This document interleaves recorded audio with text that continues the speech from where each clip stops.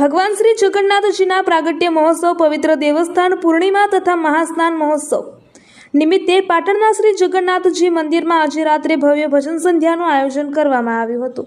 આ પ્રસંગે પાટણના અગ્રણી અને લોકપ્રિય ભજન કલાકારો ગોરલ ત્રિવેદી, નીરવ ગાંધી, કપિલ રાવલ, ખ્યાતિ ભાવસાર તથા અશોક રાજે ભગવાન શ્રી જગન્નાથજીના ભક્તિમય ભજનોની મનમોહક રજૂઆત કરીને ઉપસ્થિત ભાવિકોને સતત 3 કલાક સુધી ભક્તિ રસમાં તરબોળ કરી દીધા હતા। સમગ્ર મંદિર પરિસર જય જગન્નાથના જયઘોષ, હરિનામ, સંકીર્તન અને ભક્તિમય વાતાવરણથી ગુંજી ઉઠ્યું હતું।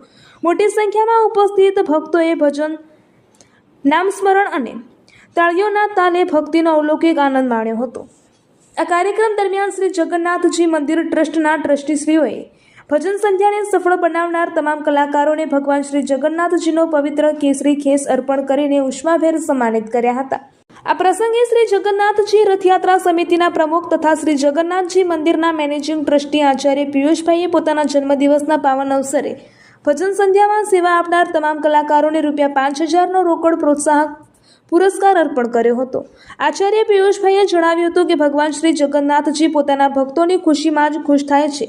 આજે આપ સૌ કલાકારોએ સતત 3 કલાક સુધી ભક્તોને ભક્તિ, આનંદ અને હરિનામના રસમાં લીન કરીને પ્રભુની અદ્વિતીય સેવા કરી છે।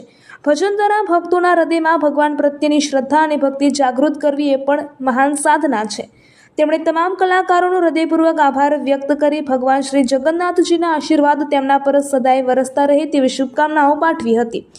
આ પ્રસંગે ભગવાન શ્રી જગન્નાથજીની સ્નાનયાત્રા, અનવસર લીલા તથા આગામી 144મી પરંપરાગત રથયાત્રાના મહાત્મ્ય અંગે પણ ઉપસ્થિત ભાવિકોમાં માહિતી આપવામાં આવી હતી અને રથયાત્રાના વિવિધ ધાર્મિક કાર્યક્રમોમાં મોટી સંખ્યામાં સહભાગી બનવા અપીલ કરવામાં આવી હતી।